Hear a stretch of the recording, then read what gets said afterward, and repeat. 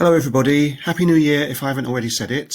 It's the 6th of January today, and I just wanted to show you my Glossika statistics for 2020.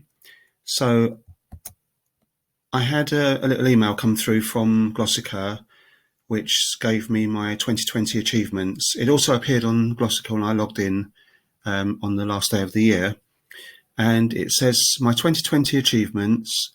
I now speak Kurdish Sorani better than ever. I'm not sure about that, but anyway, 891 total sentences learned, 10,407 total reps, and 50.4 total hours spent. So that's like over 2 days worth of solidly of doing Glossika. Okay. Yeah, it does feel like I've done a lot because at one stage I was logging on every single day, and I'd set my targets to 100 new phrases and 100 new phrases and 100 review phrases. And I think this was a bit too much actually, because I felt a bit overwhelmed by the content at one stage. I wasn't really learning it. I was just listening to it because of the target. And then I got to a stage where I decided to do something with the content. So I went through the memory.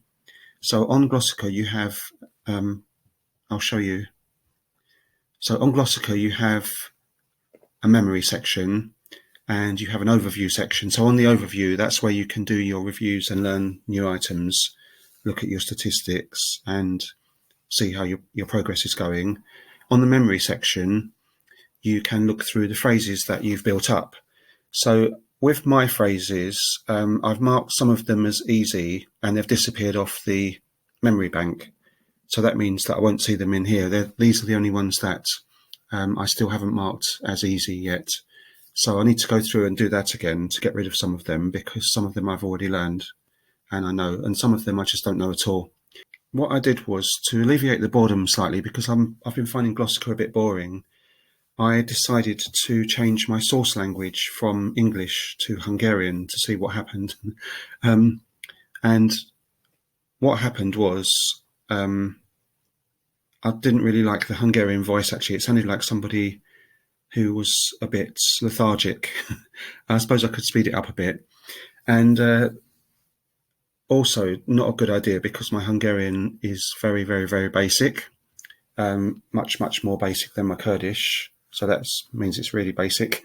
Although it was good for looking at the sentences that I already know in Kurdish, I can learn a bit of Hungarian that way.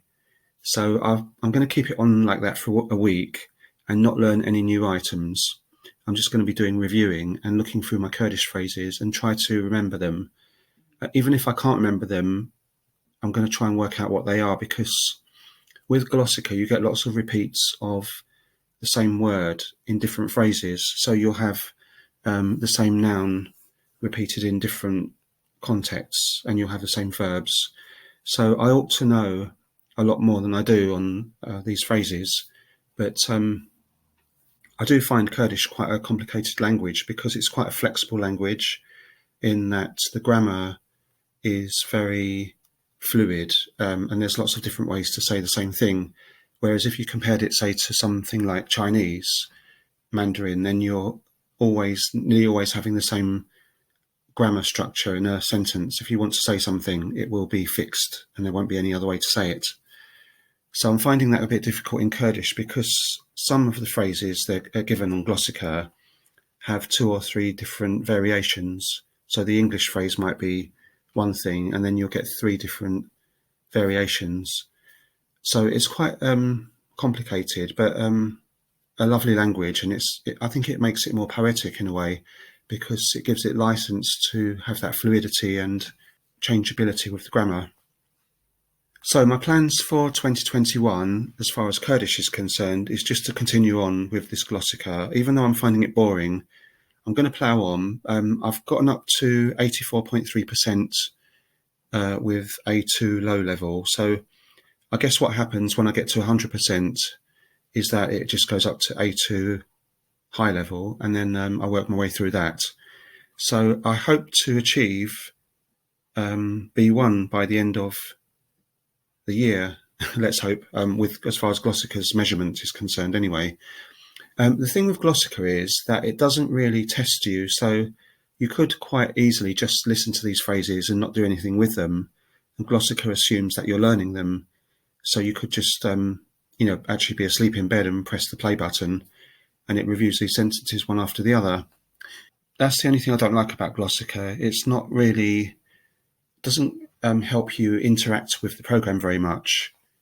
So it's basically up to you to be proactive and do something with these phrases. I mean, I do listen to them every time I press learn new items. I look at the phrases, and when you do press new items, you get 5 items come up, and you have the opportunity of writing those down. I'm not going to be doing that for a week. I'm going to just look at the Hungarian with the Glossika just for a little exercise for a week to see what happens. Because I do have a Hungarian lesson on Friday, actually, my first one, and I don't know how that's going to go, but I do know a bit of Hungarian, so it's an interesting language, just as difficult as Kurdish. So thanks for watching, and I'll give you some updates on Kurdish soon.